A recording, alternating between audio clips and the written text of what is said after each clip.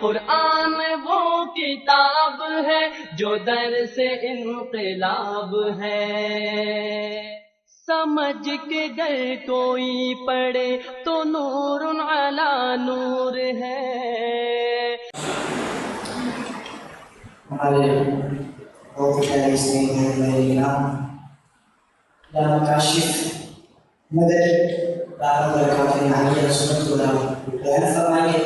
आप सब ये कर लें इंशाअल्लाह बच्चों के साथ इंशाअल्लाह। आइए इससे कबल हम सरकार के आमद की चंद नारे लगा देते हैं ताकि महफिल थोड़ी हो गया हो। ठीक है, सरकार की आमद, सरकार की आमद, आका की आमद, आका की आमद, हुजूर की आमद, हुजूर की आमद।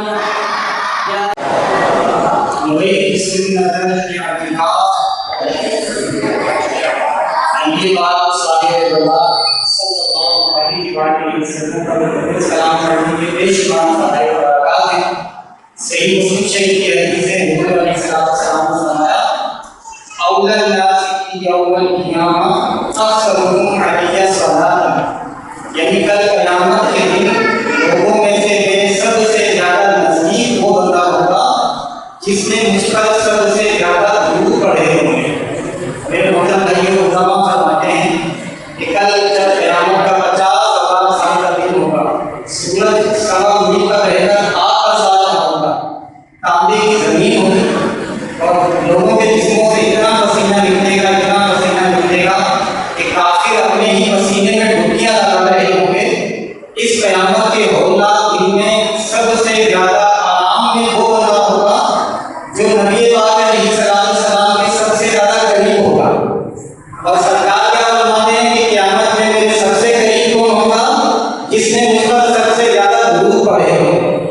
आला हज़रत इमाम अहले सुन्नत के भाईजान मौलाना हसन अता खान रहमतुल्लाह अलैह कितनी प्यारी बात फरमाते हैं, वो सलामत रहा क़यामत में, वो सलामत रहा क़यामत में पढ़ लिए दिल से जिसने 4 साल चलते फिरते उठते बैठते अपने हाथ में तस्बीह डिजिटल काउंटर रखें, दुरूद सलाम का फिर अपनी ज़बान पर जारी रखें, तो इंशाअल्लाह जितनी कसरत के साथ दुरूद पाक पढ़ेंगे कल क़यामत के दिन सरकार की इतनी कुर्ब और नज़दीकी हासिल होगी और अल्लाह की रहमत से क़यामत का 50,000 साल दिन अल्लाह की रहमत के साए में आराम से गुजर जाए।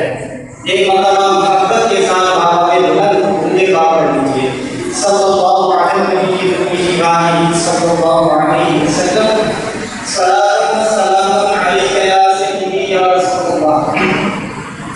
मेरे मोहतरम प्यारे इस्लामी भाइयों, जब से ये दुनिया बनी है हज़ारों लाखों साल गुजर गए। जब से हज़रत आदम अलैहिस्सलाम इस दुनिया में तशरीफ लाए, आपसे इंसानी नस्ल का सिलसिला चला, तब से लेके आज तक इस दुनिया में बेशुमार शायद सैकड़ों बल्कि शायद हज़ारों बादशाह, शहंशाह, हुक्मरान गुजरे और इनमें एक से एक जालिम, जाबिर, सफ़ाक बादशाह, हुक्मरान भी गुजरे। जो भी बादशाह, शहंशाह या हुक्मरान होता था उसका दरबार भी लाजमी होता था, वो अपना दरबार सजाता था जिसमें उसकी रियाया और उसके मुल्क में रहने वाले अपनी ज़रूरियात, अपनी हाजात लेके अपने शहंशाह, अपने बादशाह के पास जाते थे और अपनी दरख्वास्त, अपनी एप्लीकेशन उसके सामने पेश करते थे। तो बादशाहों के दरबार इस तरह नहीं होते थे जिसका भी करे मुँह खा के वहाँ में घुस जाए और जिस तरह चाहे बादशाह से कलाम शुरू कर दे, बल्कि बादशाहों के दरबारों के कुछ आदाब होते थे और ये आदाब वो हुक्मरान, बादशाह, शहंशाह खुद बनाते थे। और आदाब किस तरह होते थे कि किसी ने हमसे बात करनी है, हमसे मिलना है तो इस टाइम से इस टाइम तक हमारे दरबार में आ सकता है, हमारे दरबार में आना है तो दरबारी की ड्रेसिंग, उसका लिबास ऐसा होना चाहिए, इस तरह हमारे दरबार में उसने आना है, इस तरह खड़े होना है, इस तरह हाथ बांधने हैं और इस अंदाज में इन आदाब को मद्देनज़र खातिर रखते हुए उसने हमसे गुफ्तगू करनी है। तो मुख्तलिफ बादशाहों के मुख्तलिफ आदाब और अतबार और दरबार के अंदाज होते थे, लेकिन इन और अतबार और दरबार के आदाब में 2 कमजोरियां पाई जाती थी।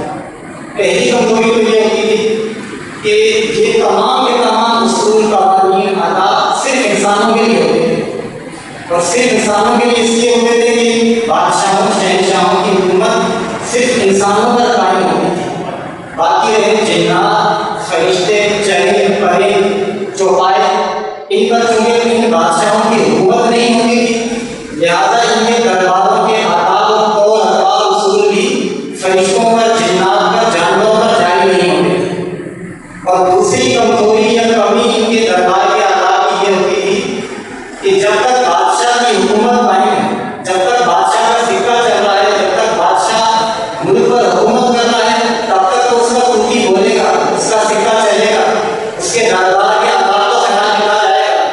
लेकिन जैसे ही बादशाह का तख्त उल्टा, उसकी आंखें बंद हुई या जीते ही उसकी हुकूमत खत्म हो गई, वहीं उसके दरबार के आदाब भी खत्म हो गए।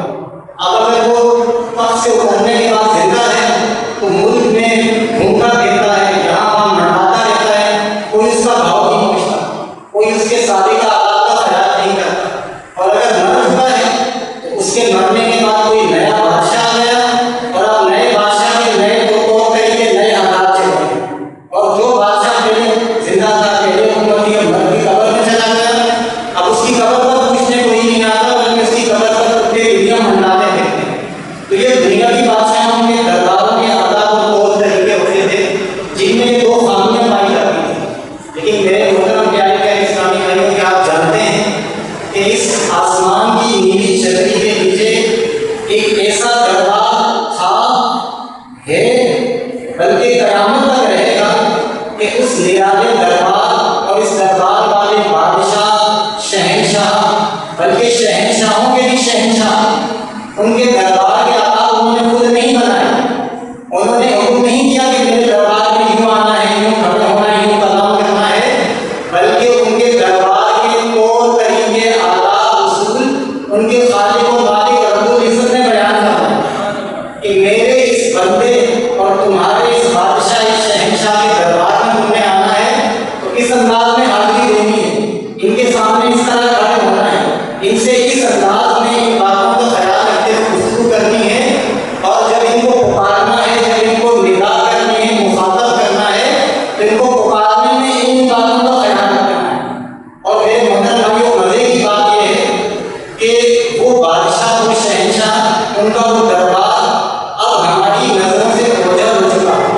उनकी वो तमतरार, उनके वो तौर तवार हमारी आंखों से छूट चुके हैं। वो बादशाह इस दुनिया से जाहिर पर्दा फरमा के अपनी मुबारक कब्र में जा चुके हैं, लेकिन आज सदियों सैकड़ों साल गुजरने के बावजूद उनके दरबार के आदाब और उसूल उसी तरह जारी और सारी हैं। आज भी जब कोई उस बादशाह के पास जाता है तो उनकी जाहिरी जिंदगी में जिन बातों का ख्याल रखना फर्जो लाजिम था, आज भी उस बादशाह की मुबारक कब्र में जाके उन्हीं उसूलों को पूरा करना होता है। और दूसरी खामी जो दुनिया के बादशाहों के दरबार में थी, वो क्या थी कि उनके दरबार के उसूल ना फरिश्तों पर चलते हैं, ना जिन्नात पर चलते हैं, और ना ही जानवरों पर चलते हैं। लेकिन ये ऐसे अनोखे बादशाह हैं, ऐसे निराले शहंशाह हैं, अपने रब के ऐसे महबूब और प्यारे हैं कि इनके दरबार के आदाब सिर्फ इंसानों पर नहीं बल्कि फरिश्तों पर भी जारी हैं। फरिश्तों को भी इनके दरबार में आना है तो पहले से इजाजत लेनी पड़ती है। जिन्नात इनके दरबार में आते हैं तो झिझकते हुए, डरते हुए आते हैं। अगर कोई जानवर इनके दरबार में आता है तो उनके पास आके सजदा करता है। और ये ऐसे निराले बादशाह हैं कि सिर्फ ज़बान रखने वाली मखलूक नहीं बल्कि बेजान पत्थर इन बादशाह का कलीमा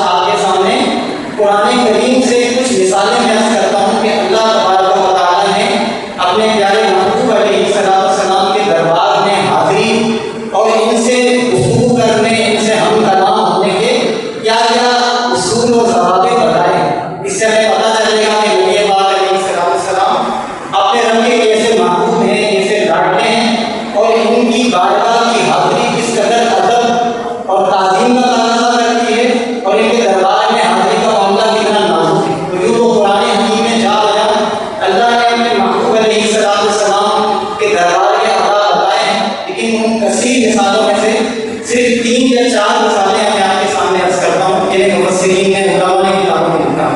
मिसाल नंबर 1, उलमा लिखते हैं कि ज़माना रिसालत में कुछ हज़रात नबी पाक अलैहिस्सलाम से पहले कुर्बानी कर लेते थे या हुजूर अलैहिस्सलाम के रोज़ा शुरू करने से पहले ही रोज़े रखने का सिलसिला आगाज़ कर लेते थे। अल्लाह तबारक व तआला को ये बात गवारा न हुई कि मेरे महबूब का कोई उम्मती किसी भी मामले में मेरे महबूब से आगे बढ़े। अल्लाह तबारक व तआला ने कुरान करीम में क़यामत तक के मुसलमानों के लिए ये हुक्म बयान फरमा दिया। सूरह हुजरात में अल्लाह ताला ने इरशाद फरमाया, या अय्युहल्लज़ीना आमनू ला तुक़द्दिमू बैना यदायिल्लाहि व रसूलिही, ए ईमान वालो अल्लाह और अल्लाह के रसूल से आगे ना बढ़ो। अल्लाह तबारक व तआला ने मुतलक किसी केस के बगैर किसी मामले की सराहत किए बगैर ये हुक्म फरमाया कि मेरे महबूब अलैहिस्सलाम से तुमने आगे नहीं बढ़ना। अब किसी भी मामले में आगे नहीं बढ़ना। अगर किसी खुश नसीब को नबी पाक के साथ खाना खाने का एक दस्तरखान पर बैठने का मौका मिले तो जब तक सरकार खाना शुरू ना करे कोई दूसरा आपसे आगे ना बढ़े, कोई दूसरा आपसे पहले खाना शुरू ना करे। अगर किसी महफिल में हाजिरी है, गुफ्तगू करनी है, तो जब तक सरकार गुफ्तगू का आगाज ना फरमाए, कलाम ना फरमाए कि आपसे पहले कलाम करने की जसारत ना करे। अगर किसी खुश नसीब को नबी पाक अलैहिस्सलाम के साथ या आपके पीछे किसी रास्ते पर चलने की सादत मिल रही है तो हरगिज़ कोई सरकार से आगे चलने की जसारत ना करे। अल्लाह पाक ने क़यामत तक अपने महबूब की उम्मत को ये उसूल बता दिया, किसी भी मामले में मेरे महबूब से आगे नहीं बढ़ना। दूसरी मिसाल, एक सहाबी रसूल है जिनका नाम है हज़रत क़ैस बिन अशअब रज़ियल्लाहु अन्हु। इन हज़रत क़ैस का मामला ये था कि इन्हें सिकले समान यानी ऊंचा सुनने की बीमारी थी। ये ऊंचा सुनते थे, इनके कानों की सुनवाई समाज बराबर होकर नहीं। आप ही समझते हैं कि जो बंदा ऊंचा सुनता है आम लोगों से ये फील होता है जब वो दूसरों से गुफ्तगू करता है तो उसे लगता है कि शायद उसे ऊंचा सुनता है, तो बोलने में उसकी आवाज़ भी ऊंची हो जाती है। आज के दौर में किसी के अगर कान खराब हो, आवाज़ बराबर ना हो तो मुख्तलिफ आले समाज घेरेंगे, वो लगाता है, उसकी समाज काफ़ी हद तक बहस हो जाती है। पहले के लिए इजाज़त या आलात नहीं होते थे तो इसका मामला यही है कि ऊंचा सुनते थे और ऊंचा बोलते थे। तो दरबार रिसालत में जब ये हाजिर होते थे तो वहाँ पर भी बात ऐसा हो जाता कि जब ये गुफ्तगू फरमाते इनकी आवाज़ ऊंची हो जाती। अल्लाह तबारक व तआला को ये बात गवारा न हुई कि मेरे महबूब के सामने कोई ऊंची आवाज़ में गुफ्तगू करे। अल्लाह तबारक व तआला ने क़यामत तक अपने महबूब के गुलामों को अपने महबूब अलैहिस्सलाम के साथ गुफ्तगू कैसे करनी है इसका उसूल बता दिया। और अल्लाह पाक ने क्या उसूल बताया? इरशाद फरमाया, या अय्युहल्लज़ीना आमनू ला तरफ़ऊ अस्वातकुम फ़ौक़ सौतिन नबी, ए ईमान वालो अपनी आवाज़ों को मेरे नबी की आवाज़ों पर ऊंचा ना करो। वला तजहरु लहू बिल-क़ौली कजहरि बअदिकुम लिबअद, और ना ही उनके सामने इस तरह चिल्ला चिल्ला के बात करो जैसे एक दूसरे के साथ चिल्ला चिल्ला के बात करते हो। ये अगर अल्लाह पाक ने बयान फरमाया। अब अगर कोई सदर को फॉलो नहीं करेगा, इस उसूल पर पूरा नहीं करेगा और सरकार की बारगाह में ऊंची आवाज़ से बात करेगा, इसका नुकसान क्या होगा, इसका अज़ाब क्या होगा? अल्लाह पाक ने साथ ही वो भी बयान फरमा दिया,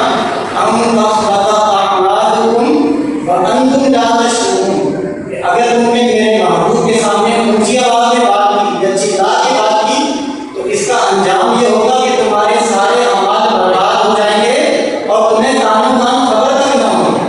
हज़रत क़ैस रज़ियल्लाहु अन्हु जब उन्होंने ये आयत मुबारक सुनी तो आप डर गए, आपको खौफ पैदा हुआ कि शायद ये आयत मेरे बारे में नाज़िल हुई है और आपने अपने आप को अपने घर में बंद कर दिया।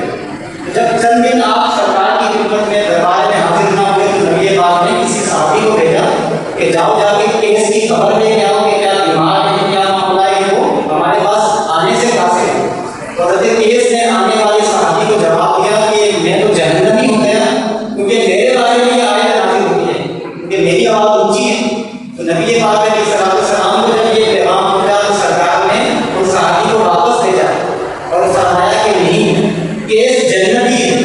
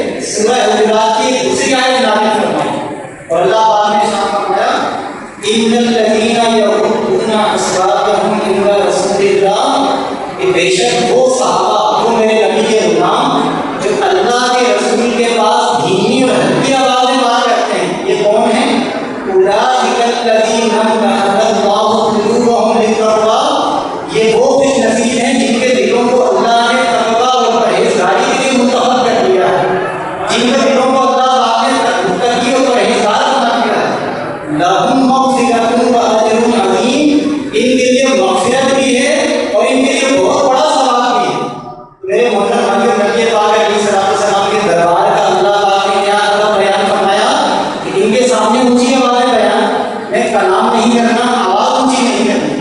उलमा फरमाते हैं कि ये जो आयत मुबारका का हुक्म है कि सरकार के दरबार में आहिस्ता आवाज़ से बात करनी है, ये हुक्म आज भी जारी और सारी है और क़यामत तक ये हुक्म कायम रहेगा। आज भी कोई गुलाम सरकार का कोई दीवाना कोई आशिक आज भी जब उम्रा करने जाता है, हज के लिए जाता है, मदीना मुनव्वरा में हाजिरी देता है, मस्जिद नबवी में दाखिल होता है और जब सरकार अलैहिस्सलाम की सुनहरी जालियों के सामने जाके सलाम अर्ज़ करता है, आज भी उसके लिए यही हुक्म है कि इंतहाई धीमी और हल्की आवाज़ में सलाम अर्ज़ करें, क्योंकि नबी पाक अलैहिस्सलाम सुनने के लिए हमारे ऊंची आवाज़ से बोलने के मोहताज नहीं। जो नबी पाक अलैहिस्सलाम पाकिस्तान, हिंदुस्तान, कराची, मंसूर कॉलोनी में खदरा मस्जिद के कोने में आहिस्ता आवाज़ में पढ़ने वाले अपने गुलाम का सलाम यहाँ से हज़ारों मील दूर उम्मत खदरा में सुन सकते हैं, तो वो यकीनन सुनहरी जालियों के सामने खड़े होकर धीमी आवाज़ में सलाम पढ़ने वाले का सलाम नहीं सुन सकते। सुनहरी जालियों के सामने भी आहिस्ता आवाज़ में कलाम करना है। और जो दूसरा हुक्म था कि ऊंची आवाज़ में अगर बोलोगे, अगर यहाँ पर इस हुक्म का ख्याल नहीं करोगे, आवाज़ बुलंद करोगे तो आवाज़ हकारत हो जाएंगे, तो ये हुक्म भी आज भी जारी है। अगर कोई मस्जिद नबवी में सुनहरी जालियों के सामने ऊंची आवाज़ से कलाम करे, चीखे, चिल्लाए, उलमा फरमाते हैं कि उसके लिए ये खदशा है कि उसकी जिंदगी भर के अमाल बर्बाद हो जाए। तो एक आशिक़ रसूल एक नात वो शायर ने इसी बात को कितने प्यारे अंदाज में बयान किया। शायर कहता है, बारगाहे नाज़ में आहिस्ता बोल, बारगाहे नाज़ में आहिस्ता बोल, हो न सब कुछ रायगा आहिस्ता चल। इस सरकार के दरबार में कलाम भी आहिस्ता करो और जब चलने लगो तो अपने पाँव भी आहिस्ता रखो, कहीं ऐसा ना हो कि तुम्हारी आवाज़ ऊंची हो जाए या तुम्हारे कदम ज़मीन पर जोर से पड़े, तुम्हारे कदमों की धमक बुलंद हो जाए और इसके इवज़ इसकी सज़ा में तुम्हारी ज़िंदगी भर के अमाल बर्बाद हो जाए। हमारा अल्लाह पाक ने अपने महबूब अलैहिस्सलाम के दरबार का दूसरा आदत क्या बताया कि यहाँ पर आवाज़ ऊंची नहीं करनी, आवाज़ धीमी करनी है। दरबार मुस्तफ़ा सल्लल्लाहु अलैहि वसल्लम का तीसरा आदत जो अल्लाह पाक ने बयान फरमाया, उसका पसे मंज़र यूँ है, उलमा फरमाते हैं कि अरब का एक कबीला था बनी तमीम। इस कबीले के कुछ अफराद नबी पाक अलैहिस्सलाम की खिदमत में हाजिर हुए, तो ऐसा वक्त था कि दोपहर हो चुकी थी और नबी पाक अलैहिस्सलाम अपने हुजरे में, अपने काशाने में तशरीफ ले जा चुके थे, केबला फरमा रहे थे। अब ये लोग क्योंकि देहाती थे, इनको दरबार रिसालत के तो अतबार ताज़ीम के अंदाज और उसूल मालूम नहीं थे। इन्होंने वही किया जो आमतौर पर कम पढ़े लिखे लोग करते हैं। आज हम जब किसी के घर पर मिलने जाते हैं तो अगर घर के बाहर घंटी लगी हो, इंटरकॉम लगा हो, घंटी बजाते हैं, इंटरकॉम पर कलाम कर लेते हैं।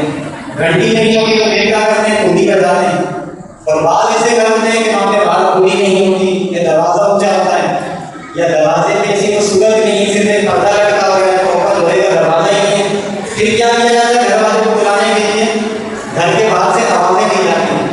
और बात तो ऐसे नादान होते हैं कि किसी से मिलने जाते हैं तो घर के नीचे खड़े होकर इतनी बुलंद आवाज़ से आवाज़ें लगाते हैं घर वाले को बुलाने के लिए कि पूरी गली सुन रही होती है कि सुना का मेहमान उसको बुला रहा है। तो ये कबीला बनी तमीम के अफराद जो कि इनको अभी इस्लामी तालीमात की मारिफत हासिल नहीं थी, तो उन्होंने नबी पाक अलैहिस्सलाम के हुजरे के बाहर से सरकार को पुकारना शुरू कर दिया, आपका नाम लेके आपको बुलाना शुरू कर दिया। तो अल्लाह तबारक व तआला को ये बात नागवार गुजरी कि मेरे वो महबूब अलैहिस्सलाम कि जिनके घर में जिब्राइल अमीन की दवे इजाज़त नहीं जाते, उन्हें कोई उनके हुजरे के बाहर से आवाज़ें देकर पुकारे। अल्लाह तबारक व तआला ने अपने महबूब के गुलामों को अपने महबूब अलैहिस्सलाम के दरबार में हाज़िरी का अदब सिखाया। अल्लाह पाक ने कितना प्यारा बयान फरमाया, इरशाद फरमाया, इन्नल्लज़ीना युनादूनका मिन वराइल हुजुरात अक्सरुहुम ला याक़िलून। कि मेरे महबूब, मेरे प्यारे, ये लोग जो आपको हुजरों के बाहर से पुकारते हैं, आवाज़ें देते हुए बुलाते हैं, इनमें से अक्सर वो हैं जो कम अकल हैं, ये अकलमंद नहीं है, इनकी अकल में कमी है। तो मेरे मौला, मेरे मालिक, मेरे महबूब के दरबार में जाके आवाज़ें देके नहीं बुलाना, तो अब करना क्या है? अल्लाह पाक ने ये भी हमें बता दिया। अल्लाह पाक ने इरशाद फरमाया, वलौ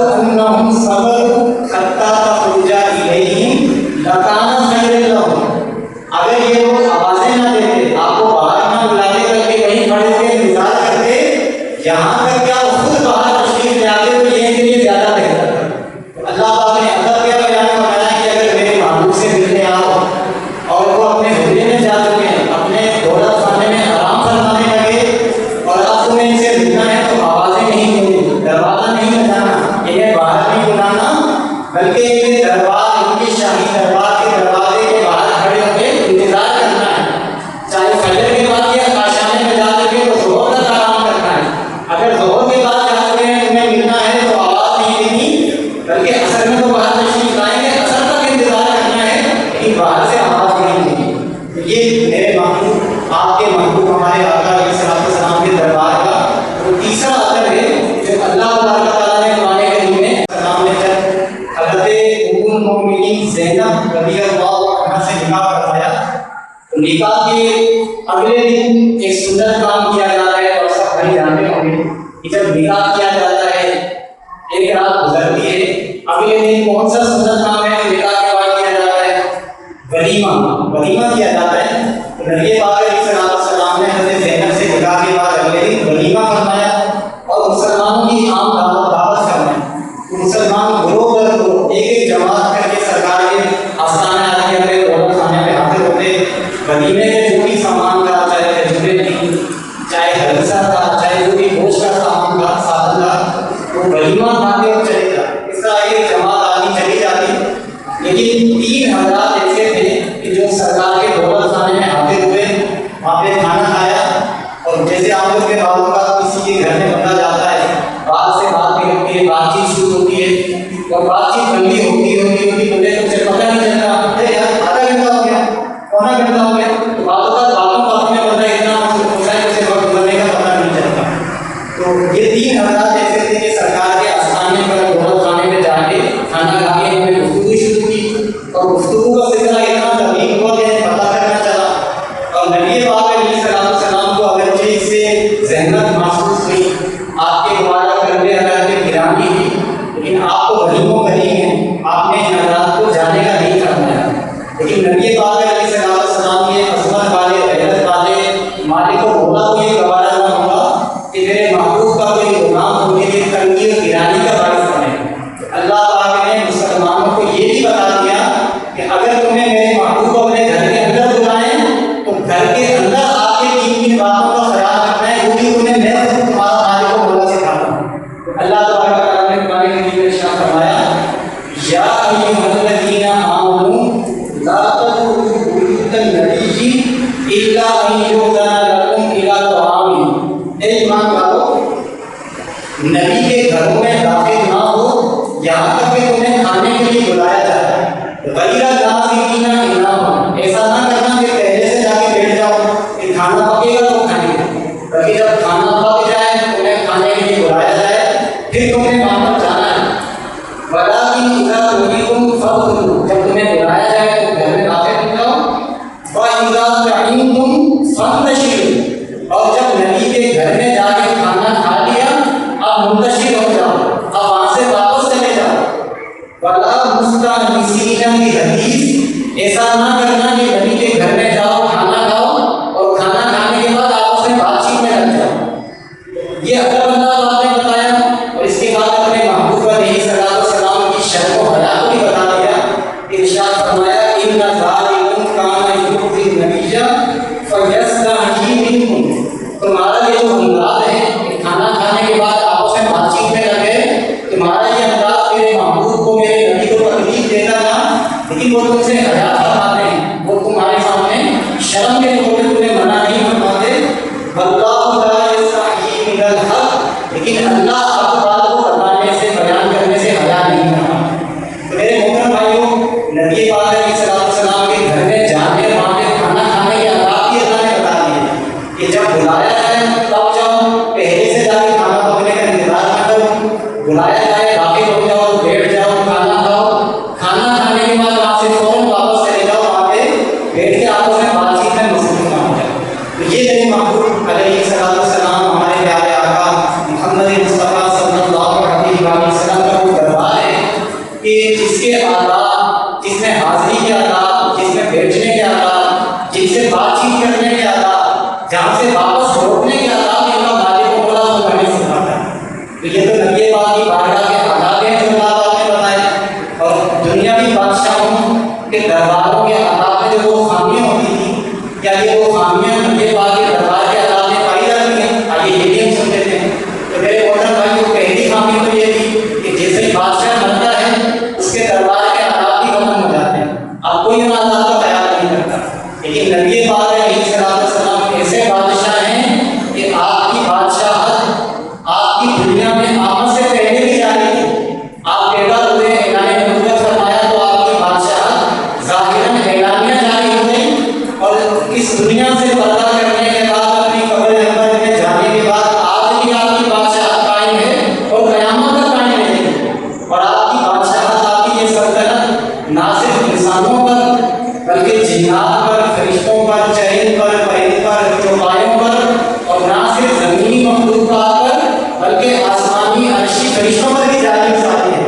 जैसा कि आला हज़रत इमाम अहले सुन्नत के भाईजान इतनी प्यारी बात फरमाते हैं, अल्लाह अल्लाह शाहे कौने जलालत तेरी, अल्लाह अल्लाह शाहे कौने जलालत तेरी, फर्श क्या अर्श पर जारी है हुकूमत तेरी। ये मेरे आका अलैहिस्सलाम है कि आपकी हुकूमत भी कायम है और आपकी हुकूमत आपके दरबार के हालात भी आपकी इसी तरह जारी सारी है।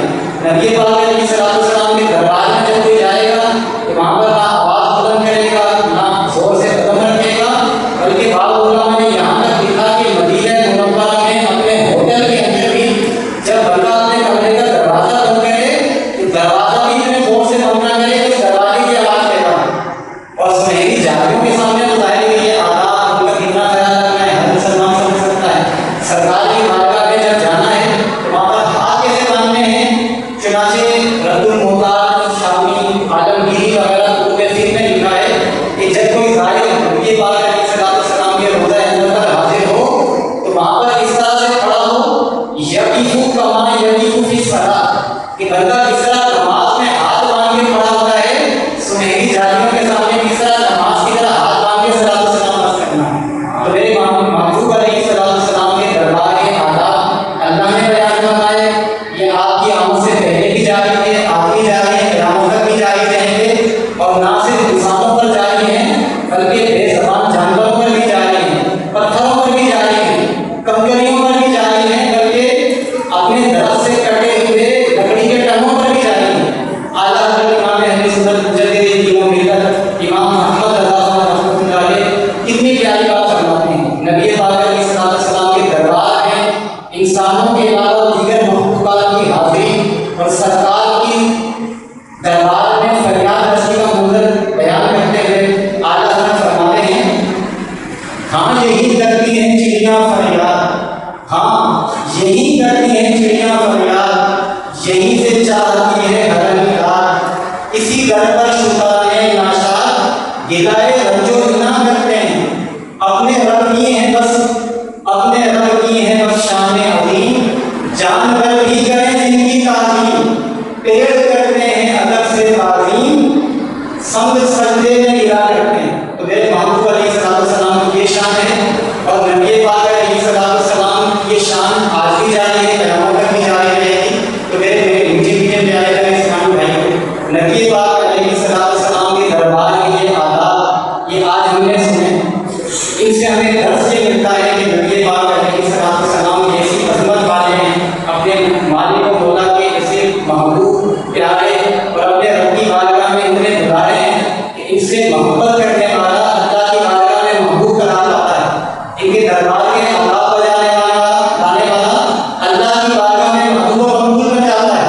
और जो इस दरबार की बेअदबी करता है, गुस्ताखी करता है, तो वो अल्लाह के यहाँ से भी धुतकारा जाता है। अल्लाह तबारक व तआला उस पर गज़ब नाज़िल फरमा के क़यामत तक के लिए उस पर ऐसी लानत बरसाता है कि वो दुनिया में, कब्र में, आखिरत में किसी को मुंह दिखाने के लायक नहीं रहेगा। अल्हम्दुलिल्लाह हम अपने नबी पाक अलैहिस्सलाम का मीलाद मनाने के लिए, महफ़िल मीलाद के लिए आज यहाँ पर जमा हुए हैं। तो मेरे महबूब अलैहिस्सलाम की मोहब्बत हम सबको अपने दिल में भी बसानी है, अपने बाल बच्चों को भी इसकी तरबियत दिलानी है और अपने बच्चों की ऐसी तरबियत करनी है कि कल जब हमारे बच्चे बड़े हों, जब ये जवान हों, तो ये भी सच्चे आशिक़ रसूल बने, ये भी नबी पाक अलैहिस्सलाम का मीलाद मनाने वाले और सरकार के नाम पर अपने जान और माल अपना सब कुछ कुर्बान करने वाले बने। चुनांचे नबी पाक अलैहिस्सलाम ने इरशाद फरमाया, अद्दिबू औलादकुम अला सलासी खिसालिन, सरकार फरमाते हैं कि अपनी औलाद को 3 बातों की तरबियत, अपनी बच्चों को 3 बातों पर उनकी परवरिश करो, उन्हें बड़ा करो। कौन सी 3 बातें? सरकार ने फरमाया, अला हुब्बी नबी, सबसे पहले अपनी औलाद को अपने नबी की मोहब्बत सिखाओ, व हुब्बा अहली बैतिही, और उन्हें अपने नबी के अहले बैत की मोहब्बत सिखाओ, व तिलावत कुरान, और अपनी औलाद को तिलावत कुरान सिखाओ। तो नबी पाक ने हमें क्या फरमाया कि अपनी औलाद को अपने नबी की मोहब्बत भी सिखाओ, अहले बैत की मोहब्बत भी सिखाओ और उन्हें तिलावत कुरान की मोहब्बत भी दर्ज करो। तो मेरे नीचे प्यारे इस्लामी भाइयों, अगर हम ये चाहते हैं कि हमारी औलाद इन 3 बातों की आईनादार बने, उनकी शख्सियत में ये 3 बातें शामिल हो जाएं, तो इसका सबसे आसान और बेहतरीन तरीका ये है कि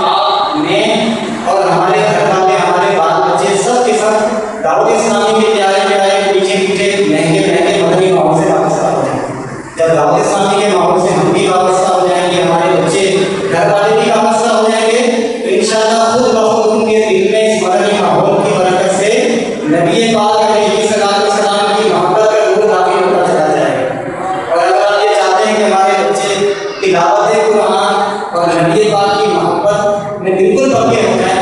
उसके लिए मेरा ये मशवरा है कि अल्हम्दुलिल्लाह दावत इस्लामी के तहत दुनिया भर में भी, पाकिस्तान कराची में भी मदरसतुल मदीना के नाम से कसीर मदारिस कायम हैं। जैसा कि इस मस्जिद के साथ ही मदरसतुल मदीना कायम है, जहाँ पर बच्चों को हिफ्ज़े कुरान भी सिखाया जाता है, नाज़रा कुरान भी सिखाया जाता है।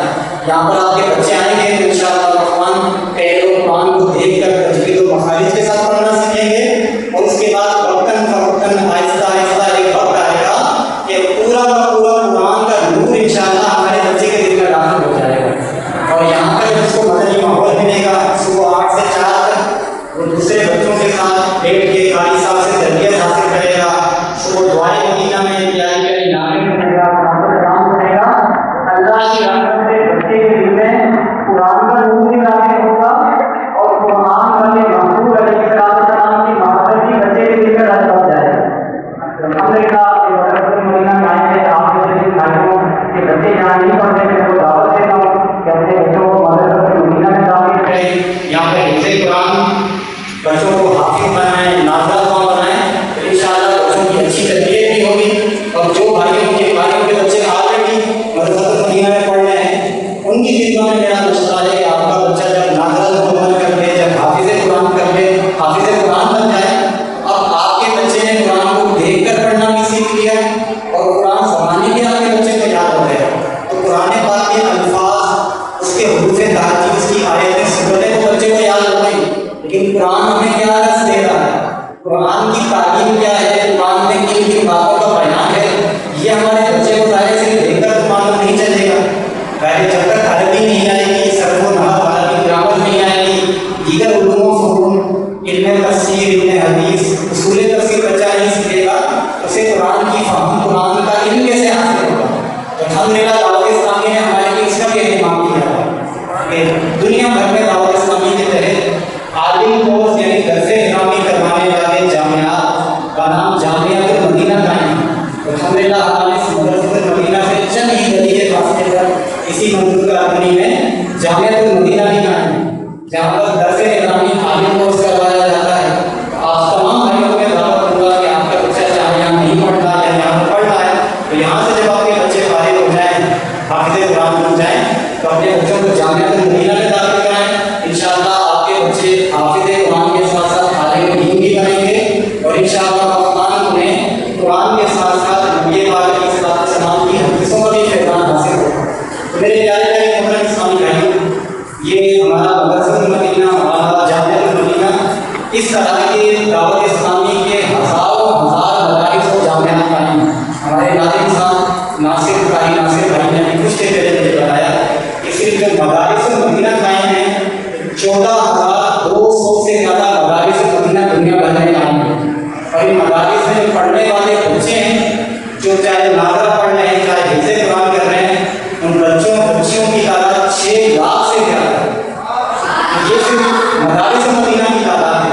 जामियातुल मदीना की तादाद, उनमें पढ़ने वालों की तादाद, फिर तमाम मदारिस जामियात में पढ़ाने वालों की तादाद इससे भी ज़्यादा है। तो दावत इस्लामी की सिर्फ 2 डिपार्टमेंट हैं, मदरसतुल मदीना, जामियातुल मदीना। इसके अलावा दावत इस्लामी के 80 से ज़्यादा डिपार्टमेंट्स हैं। क्या आप जानते हैं कि दावत इस्लामी के 80 से ज़्यादा डिपार्टमेंट्स में जो इस्लामी भाई अपनी खिदमत अंजाम देते हैं, चाहे बच्चों को कुरान पढ़ा रहे हैं, चाहे बच्चों को सर्फ, नहव, तफ़सीर, हदीस, उलूम दीन सिखा रहे हैं, चाहे वो सैलाब सरदान की मदद कर रहे हैं, मस्जिदों में इमामत कर रहे हैं, मदनी चैनल चला रहे हैं, अल मदीनतुल इल्मिया में उम्मत के लिए लिटरेचर किताबें तैयार कर रहे हैं। तो दावत इस्लामी के तमाम डिपार्टमेंट्स में जो सैलरी पर इस्लामी भाई जॉब कर रहे हैं, उनकी तादाद कमोबेश 50,000 से भी ज़्यादा है। और ये 50,000 से ज़्यादा जो दावत इस्लामी के एम्प्लॉइज हैं, इनकी सैलरी आप जानते हैं कि नहीं? तो एक महीने की जो दावत इस्लामी अपने तमाम एम्प्लॉइज को सैलरी देती है, वो 103 करोड़, 1 अरब 3 करोड़ रुपए, ये सिर्फ एक महीने की दावत इस्लामी सैलरियाँ देती है। तो फिर आप साल में इसको मल्टीप्लाई करते हैं, और फिर ये सिर्फ सैलरी का खर्चा है। दावत इस्लामी के दीगर अखराजात हैं, उनको आप लगाने जाएँ तो वो अरबों अरब रुपये का सालाना खर्चा है। तो ये तमाम अखराजात ज़ाहिर कहाँ से आते हैं? आप में से जितने भी इस्लामी भाई हैं, वो हैं जो सब साहिब खाना है, घर के सरबरा हैं, अपने घर का खर्चा चलाते हैं। तो आप जानते हैं कि आज के इस महंगाई के दौर में अच्छा भला कमाने वाला मौजूदा महंगाई के दौर में 1 लाख रुपए कमाने वाला भी महीने के आखिर में अपनी जेबें या अपना बड़वा टटोर लाता है कि मैं बढ़िया 4 महीने कैसे गुजारूं। अच्छा भला कमाने वाले लोगों के लिए 4, 5, 6, 8 लोगों का घर चलाने वाले के लिए अपना एक घर चलाना मुश्किल होता है। तो दाऊद इस्लामी जो दुनिया भर में 80 से ज़्यादा शोबा जहाज में 50,000 से ज़्यादा एम्प्लॉइज के साथ 103 करोड़ रुपए माहाना सैलरियां देने के साथ जो इतने काम कर रही है, सैलाब ज़फरान की मदद कर रही है, ज़लज़ला आए तो वहाँ पे मदद कर रही है, हमारे बच्चों को, बीमारों को, कैंसर के मरीजों को खून चाहिए हो तो दाऊद इस्लामी उनके लिए खून प्रोवाइड कर रही है। एक मस्जिद की जरूरत हो तो दाऊद इस्लामी मस्जिद बना रही है, एक मदरसा चाहिए तो दाऊद इस्लामी मदरसा बना रही है। तो दाऊद इस्लामी के सालाना खर्चात जो 15 से 18 अरब रुपए हैं, ये कहाँ से होंगे? ज़ाहिर है कि सारे खर्चात आवाम के, आपके, मेरे चंदे से निकले होंगे। तो मेरे मोहतरम प्यारे भाइयों, तो हर मुसलमान जानता है कि अल्लाह की राह में सदका खैरात करना ये ऐसी अजीम नेकी है और ऐसा निराला नेक काम है कि जिसकी बरकतें बंदे को दुनिया में भी मिलती हैं, कब्र और आखिरत में भी मिलती हैं। फिर भी मैं आपका जज्बा, अपना जज्बा ईमान ताज़ा करने के लिए नबी पाक अलैहिस्सलाम की सिर्फ 2-3 रिवायात आपके सामने आ करके बयान को इख्तिताम की तरफ लाता हूं। नबी पाक अलैहिस्सलाम का फरमान है, निशान की सरकार ने फरमाया, इन्ना सदक़ता लतुफ़िउ गज़बल रब व तदफ़उ अन मैततिस्सू। सरकार फरमाते हैं कि सदका ये अल्लाह के गज़ब को बुझाता है और बुरी मौत को दूर करता है।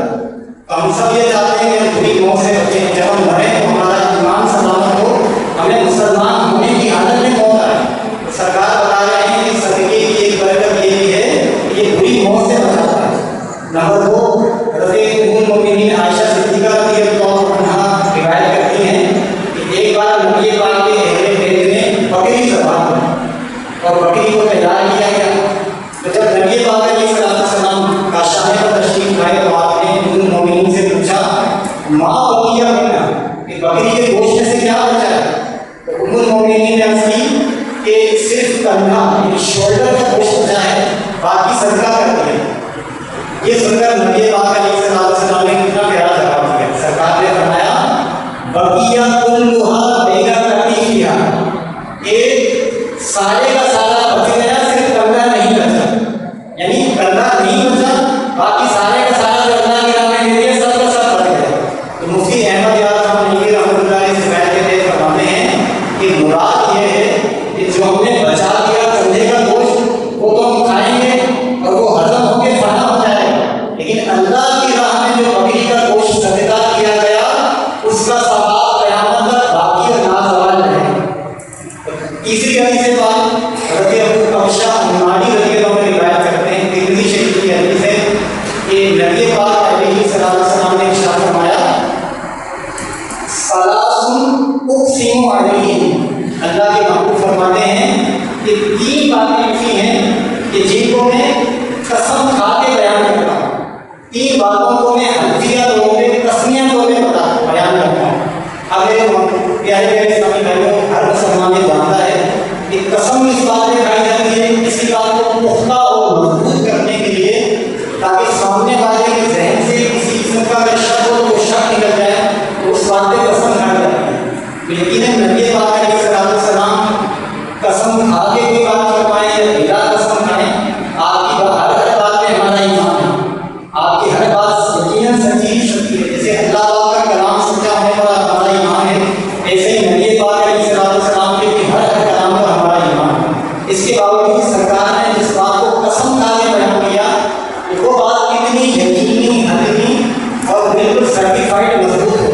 नबी पाक ने 3 बातें बताई, उनमें से एक बात नबी पाक ने कसम खा के बताई, बात ने यह फरमाया, मां नकसा मालु अब्दिन मिन सदक़तिन, इस सदका करने से किसी बंदे का माल कम नहीं होता।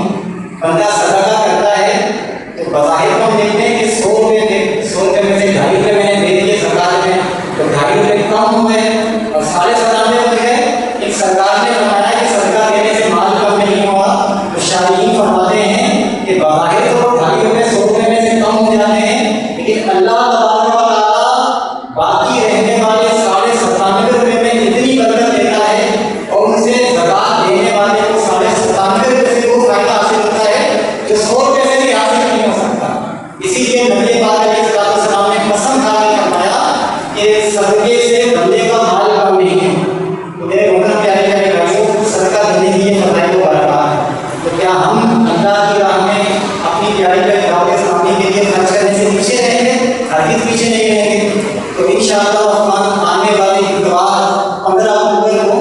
दावत इस्लामी हर साल की तरह इस साल की टेलीथॉन कर रही है, जिसमें दावत इस्लामी के जुमला अखराजात दिए गए बिलखुसूस मदरसा मदीना जामियात मदीना के लिए ज़कात, सदका, नफली सदका और फर्ज वाजिब सदका जो आप देना चाहें वो जमा किए जाएंगे।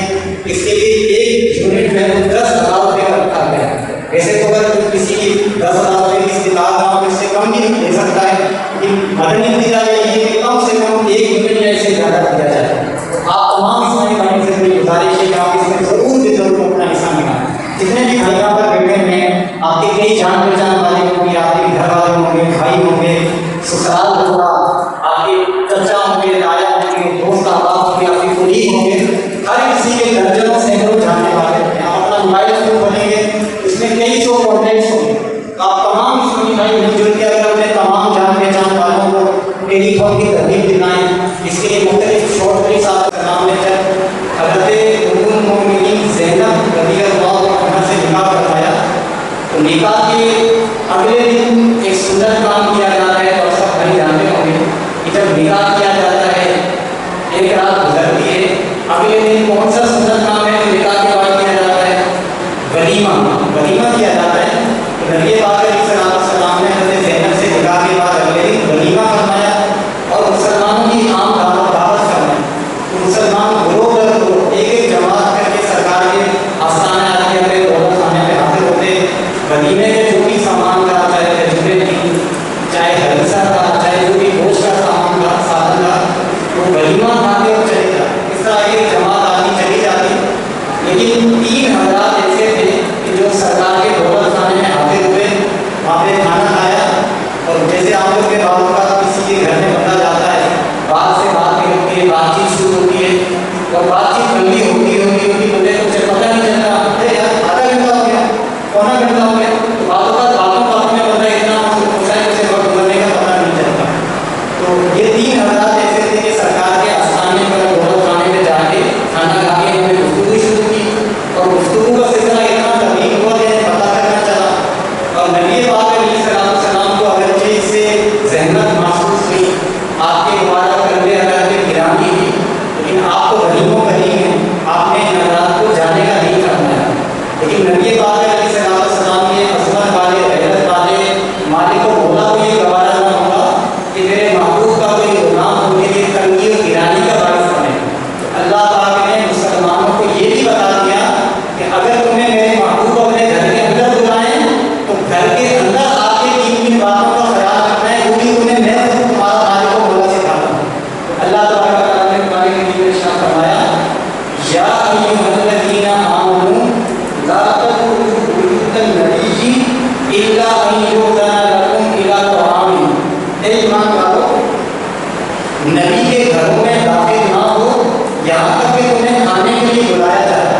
गैर नाज़िरीना इनामा, ऐसा ना करना कि पहले से जाके बैठ जाओ कि खाना पकेगा तो खाएंगे, बल्कि जब खाना पक जाए तुम्हें खाने के लिए बुलाया जाए फिर तुम्हें वहाँ पर जाना है। वलाकिन इज़ा दुईतुम फदखुलू, जब तुम्हें बुलाया जाए तो घर में दाखिल हो जाओ। व इज़ा तइमतुम फंतशिरू, और जब नबी के घर में जाके खाना खा लिया अब मुंतशिर हो जाओ, अब वहाँ से वापस चले जाओ। वला मुस्तअनिसीना बिहदीस, ऐसा ना करना कि नबी के घर में जाओ, खाना खाओ और खाना खाने के बाद आपस में बातचीत में लग जाओ। ये अदब अल्लाह पाक ने बताया और इसके बाद अपने महबूब अलैहिस्सलाम की शर्म व हया को भी बता दिया। इरशाद फरमाया, इन्ना ज़ालिकुम काना युज़िन नबिय्या फयस्तही मिनकुम, तुम्हारा ये जो अंदाज है खाना खाने के बाद आपस में बातचीत में लगे, तुम्हारा ये अंदाज मेरे महबूब को, मेरे नबी को तकलीफ देता था, लेकिन वो तुमसे हया फरमाते हैं, वो तुम्हारे सामने शर्म के तौर पे तुम्हें मना नहीं फरमाते। वल्लाहु ला यस्तही मिनल हक़, लेकिन अल्लाह हक़ बात को बताने से, बयान करने से हया नहीं करता। तो मेरे मोहतरम भाइयों, नबी पाक अलैहिस्सलाम के घर में जाके वहाँ पे खाना खाने के आदाब भी अल्लाह ने बता दिए कि जब बुलाया जाए तब जाओ, पहले से जाके खाना पकने का इंतजार ना करो, बुलाया जाए दाखिल हो जाओ, बैठ जाओ, खाना खाओ, खाना खाने के बाद वहाँ से फौरन वापस चले जाओ, वहाँ पे बैठ के आपस में बातचीत में मसरूफ ना हो जाए। तो ये मेरे महबूब अलैहिस्सलाम हमारे प्यारे आका मुहम्मद मुस्तफ़ा सल्लल्लाहु अलैहि वसल्लम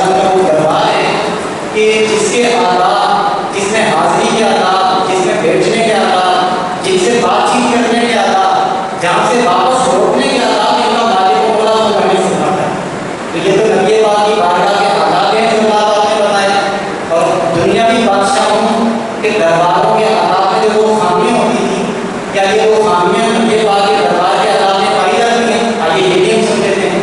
तो मेरे मोहतरम भाई, वो पहली खामी तो ये थी कि जैसे ही बादशाह बनता है उसके दरबार के अदाब भी खत्म हो जाते हैं, अब कोई उन अदाब का ख्याल नहीं करता।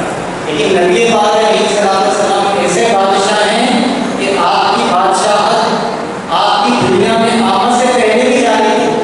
आप पैदा हुए, ऐलान नबूवत फरमाया तो आपकी बादशाहत ज़ाहिरन ऐलानिया जारी हो गई, और इस दुनिया से पर्दा करने के बाद अपनी कब्र अंबर में जाने के बाद आज भी आपकी बादशाहत कायम है और क़यामत तक कायम रहेगी।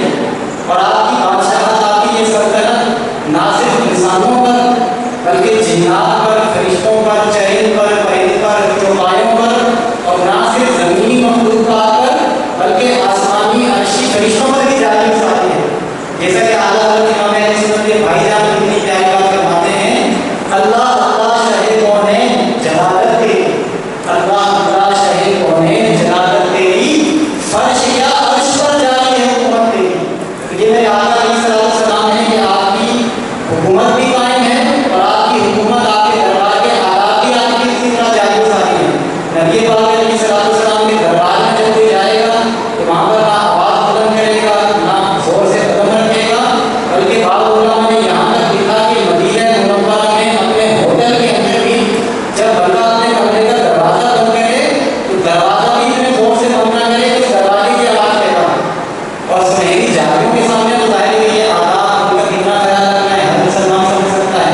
सरकार की बारगाह में जब जाना है तो वहाँ पर हाथ कैसे बांधने हैं, चुनाचे रद्दुल मोहताज, शामी, आलमगीरी वगैरह कुतुब फिर में लिखा है कि जब कोई ज़ाहिर नबी पाक अलैहिस्सलाम के रोज़ा अंदर पर हाजिर हो तो वहाँ पर इस तरह से खड़ा हो, यकीफू कमा यकीफू फी सलात, कि बंदा किस तरह नमाज में हाथ बांध के खड़ा होता है, सुनहरी जालियों के सामने किस तरह नमाज की तरह हाथ बांध के सलात सलाम करना है। तो मेरे महबूब अलैहिस्सलाम के दरबार के आदाब अल्लाह ने बयान फरमाए, ये आपकी आमद से पहले भी जारी थे, आज भी जारी है, क़यामत तक भी जारी रहेंगे, और ना सिर्फ इंसानों पर जारी हैं बल्कि बेज़बान जानवरों पर भी जारी हैं, पत्थरों पर भी जारी हैं, कंकरियों पर भी जारी हैं, बल्कि अपने दरख्त से कटे हुए लकड़ी के टनों पर भी जारी हैं। आला हज़रत इमाम अहले सुन्नत मुजद्दिद दीन मिल्लत इमाम अहमद रहमतुल्लाह अलैह कितनी प्यारी बात फरमाते हैं। नबी पाक अलैहिस्सलाम के दरबार में इंसानों के अलावा दीगर मखलूक़ात की हाज़िरी और सरकार की दरबार में फरियाद रसी का मंज़र बयान करते हुए आला हज़रत फरमाते हैं, हाँ यही करती हैं चिड़ियाँ फरियाद, हाँ यही करती हैं चिड़ियाँ फरियाद, यहीं से चाहती है हर रात, इसी घर पर शुक्राने नाशाद गिलाए रंजो ना करते हैं, अपने रब किए हैं बस, अपने रब किए हैं बस शान अज़ीम, जानवर भी करें जिनकी ताज़ीम, पेड़ करते हैं अदब से ताज़ीम, संग सजदे में गिरा करते हैं। तो मेरे महबूब अलैहिस्सलाम की ये शान है, और नबी पाक अलैहिस्सलाम की ये शान आज भी जारी है, क़यामत तक भी जारी रहेगी। तो मेरे मीठे प्यारे लगे इस्लामी भाइयों, नबी पाक अलैहिस्सलाम के दरबार के ये आदाब ये आज हमने सुने, इनसे हमें दर्स ये मिलता है कि नबी पाक अलैहिस्सलाम जैसी अज़मत वाले हैं, अपने मालिक को बोला कि ऐसे महबूब प्यारे और अपने रब की बारगाह में इतने बुलाए हैं कि इनसे मोहब्बत करने वाला अल्लाह की बारगाह में महबूब करार पाता है। इनके दरबार के आदाब बजाने वाला अल्लाह की बारगाह में महबूब व मकबूल बन जाता है, और जो इस दरबार की बेअदबी करता है, गुस्ताखी करता है, तो वो अल्लाह के यहाँ से भी धुतकारा जाता है। अल्लाह तबारक व तआला उस पर गज़ब नाज़िल फरमा के क़यामत तक के लिए उस पर ऐसी लानत बरसाता है कि वो दुनिया में, कब्र में, आखिरत में किसी को मुँह दिखाने के लायक नहीं रहेगा। तो अल्हम्दुलिल्लाह हम अपने नबी पाक अलैहिस्सलाम का मीलाद मनाने के लिए, महफ़िल मीलाद के लिए आज यहाँ पर जमा हुए हैं। तो मेरे महबूब अलैहिस्सलाम की मोहब्बत हम सबको अपने दिल में भी बसानी है, अपने बाल बच्चों को भी इसकी तरबियत दिलानी है, और अपने बच्चों की ऐसी तरबियत करनी है कि कल जब हमारे बच्चे बड़े हों, जब ये जवान हों, तो ये भी सच्चे आशिक़ रसूल बने, ये भी नबी पाक अलैहिस्सलाम का मीलाद मनाने वाले और सरकार के नाम पर अपने जान और माल अपना सब कुछ कुर्बान करने वाले बने। चुनांचे नबी पाक अलैहिस्सलाम ने इरशाद फरमाया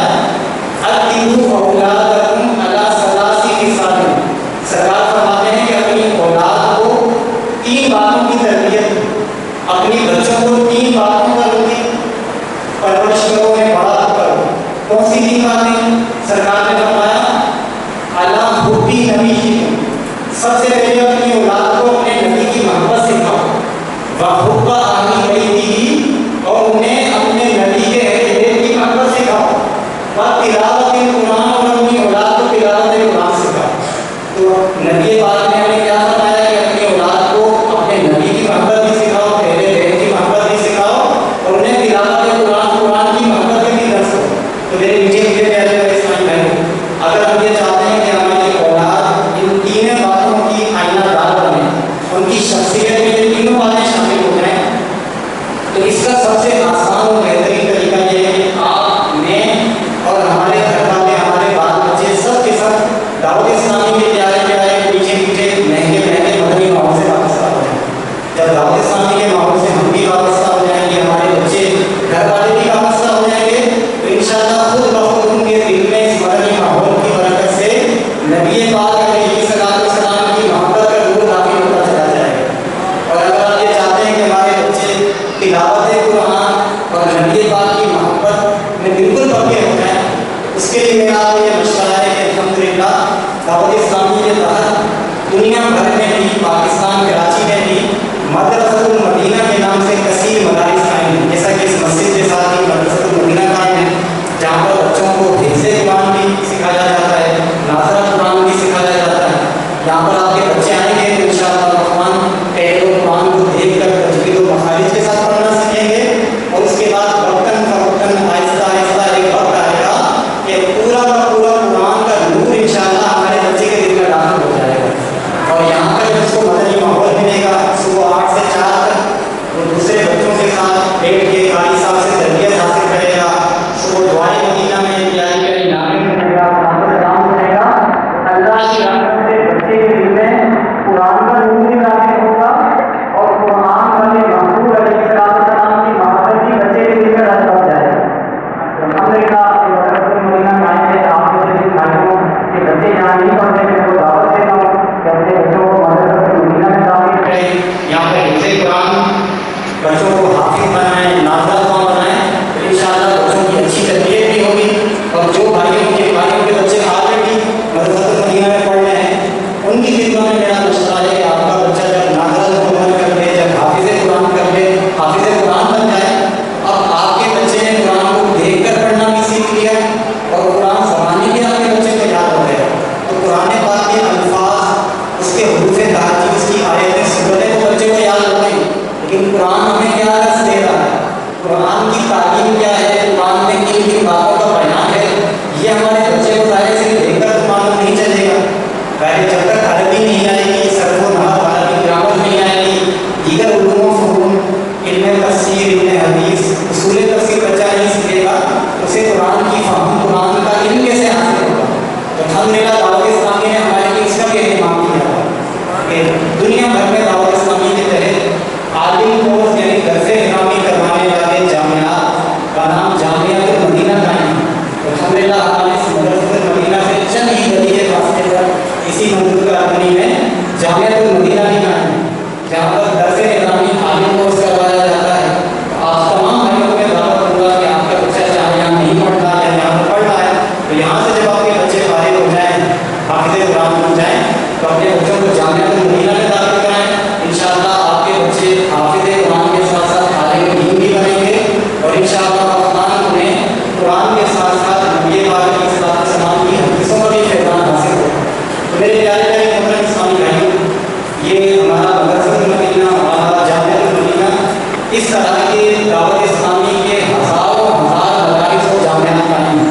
हमारे नाज़िम साहब नासिर भाई ने कुछ देर पहले मुझे बताया कि सिर्फ जो मदारिस मदीना कायम है, 14,200 से ज़्यादा मदारिस मदीना दुनिया भर में कायम है। और इन मदारिस में जो पढ़ने वाले बच्चे हैं, जो चाहे नाज़रा पढ़ रहे हैं, चाहे हिफ्ज़े कुरान कर रहे हैं, उन बच्चियों की तादाद 6 लाख से ज़्यादा है।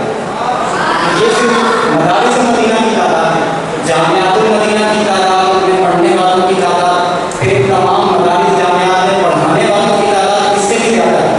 तो दावत इस्लामी की सिर्फ 2 डिपार्टमेंट हैं, मदरसतुल मदीना, जामियातुल मदीना। इसके अलावा दावत इस्लामी के 80 से ज़्यादा डिपार्टमेंट्स हैं। क्या आप जानते हैं कि दावत इस्लामी के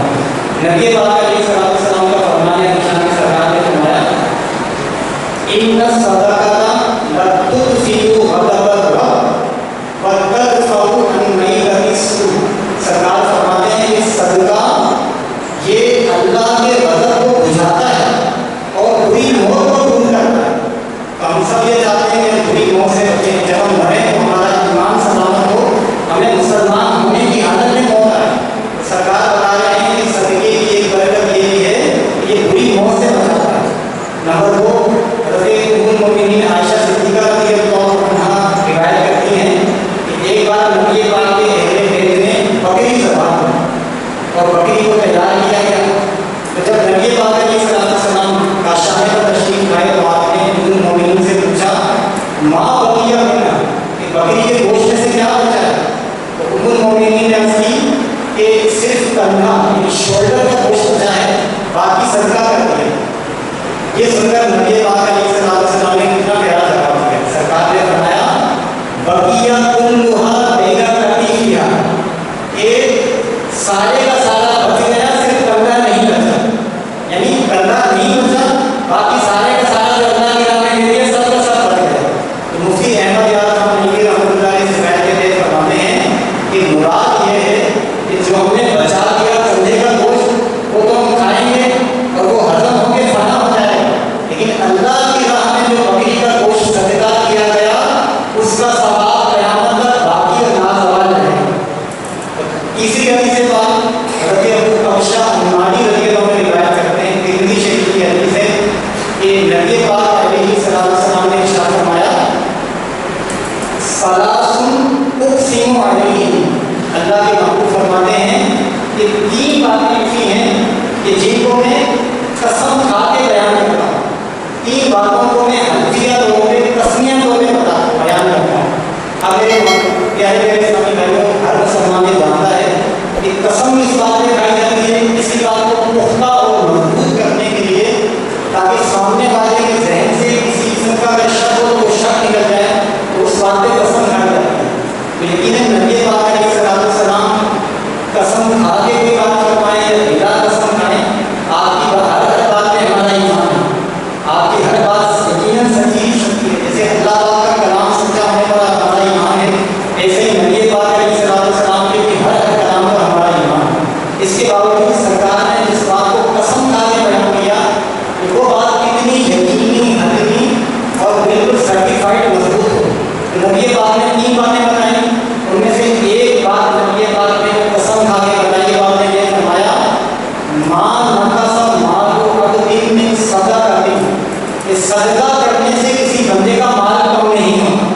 बंदा सदका करता है तो बज़ाहिर हम देखते हैं कि 100 रुपये में से 2.5 रुपये मैंने दे दिए सरकार में, तो 2.5 रुपये कम हो गए और 97.5 बच गए। एक सरकार ने बताया कि सदका देने से माल कम नहीं हुआ, तो शारीन फरमाते हैं कि बज़ाहिर तो 2.5 रुपये 100 रुपये में से कम हो जाते हैं, लेकिन अल्लाह तबारक व तआला बाकी रहने वाले 97.5 रुपये में इतनी बरकत देता है और उनसे ज़कात देने वाले को 97.5 रुपये से वो फायदा हासिल होता है जो 100 रुपये से भी हासिल नहीं हो सकता। इसीलिए नबी पाक अलैहिस्सलाम ने कसम खा के फरमाया कि सदके से बंदे का माल कम नहीं है। तो मेरे मोहतरम प्यारे प्यारे भाइयों, सदका देने की ये फज़ाइल व बरक़ात है। तो क्या हम अल्लाह की राह में अपनी प्यारी प्यारी दावत इस्लामी के लिए खर्च करने से पीछे रहेंगे? हरगिज़ पीछे नहीं रहेंगे। तो इंशाअल्लाह रहमान आने वाले इतवार 15 अक्टूबर को दावत इस्लामी हर साल की तरह इस साल की टेलीथॉन कर रही है, जिसमें दावत इस्लामी के जुमला अफराद के लिए बिलखुसूस मदरसतुल मदीना जामिअतुल मदीना के लिए ज़कात, सदका, नफ़ली सदका और फ़र्ज़ वाजिब सदका जो अपना देना चाहें वो जमा किए जाएंगे। इसके लिए एक यूनिट में 10,000 रुपये का रखा गया है। वैसे तो अगर किसी 10,000 रुपये की इस्तिताअत ना हो तो इससे कम भी दे सकता है, लेकिन मदनी इंतज़ार ये है कि कम से कम एक यूनिट या इससे ज़्यादा दिया जाए। आप तमाम इस्लामी भाइयों से मेरी गुजारिश है कि आप इसमें ज़रूर अपना हिस्सा निकालें। जितने भी भाई यहाँ पर बैठे हुए हैं, आपके कई जान पहचान वाले होंगे, आपके घर वाले होंगे, भाई होंगे, ससुराल होगा, आपके चचा होंगे, ताया होंगे, दोस्त अहबाब होंगे, आपके कुलीग होंगे, हर किसी के दर्जनों सैकड़ों जानने वाले होंगे। आप अपना मोबाइल फ़ोन खोलेंगे, उसमें कई सौ कॉन्टैक्ट्स होंगे। आप तमाम इस्लामी भाई मिलजुल के अगर अपने तमाम जान पहचान वालों को टेलीफोन की तरतीब दिलाएँ, इसके लिए मुख्तलिफ शॉर्ट क्लिप्स आप 10-12 यूनिट जमा करना कोई मुश्किल हो। तमाम इस्लामी भाई बिल्कुल अपनी सच्ची नियत करें कि 15 अक्टूबर तक जो इन 4 महीने बाकी हैं, इंशाअल्लाह हम रोज़ाना कम से कम 3 इस्लामी भाइयों को टेलीफोन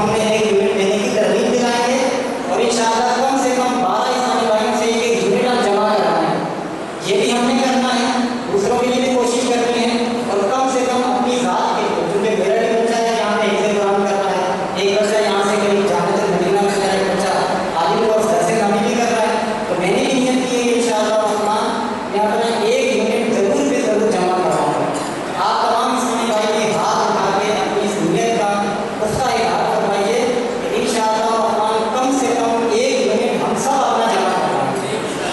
अल्लाह ताला से दुआ है अल्लाह करीम हम सबको अपनी न्याय के वादे इस्लामी में खूब बढ़ चढ़ के ईद होने के लिए इसके अलावा ज़कात फित्रे के लिए कुर्बानी की कामों के लिए अल्लाह ताला हम सबको अपना हिस्सा मिलाने की कोशिश करने की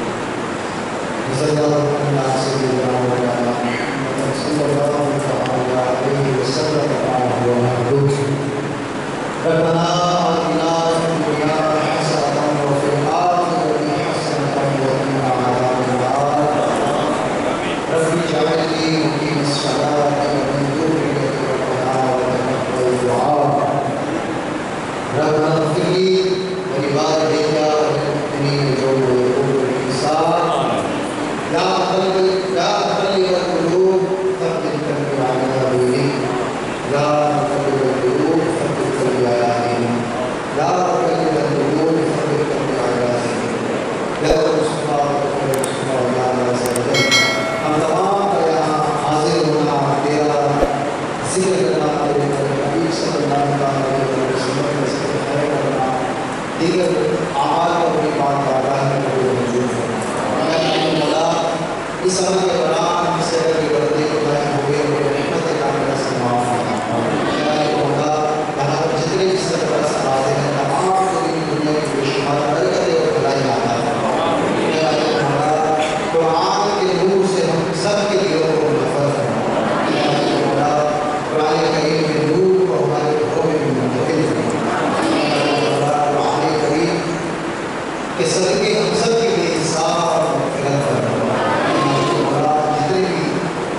भी भाई यहाँ पर हाजिर हैं, तमाम की जाए हालात और हिकमत की वजह तो मौला हम सबको हर किस्म की ज़मीन आसमानी वलीयात से महफूज करना, मासूमीन की हसद से महफूज करना, ज़ालिमों के जुल्म से महफूज करना, शरीरों के शर से महफूज करना, जादू बनी आसिफ से महफूज करना।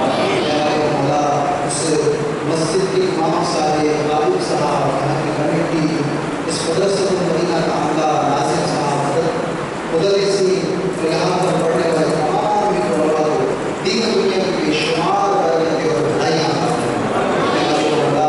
हम सबको खूब खूब नेकियां करने, नेकी की दावत आम करने, गुनाहों से बचने और दूसरों को बचाने की तौफीक अता फरमाए।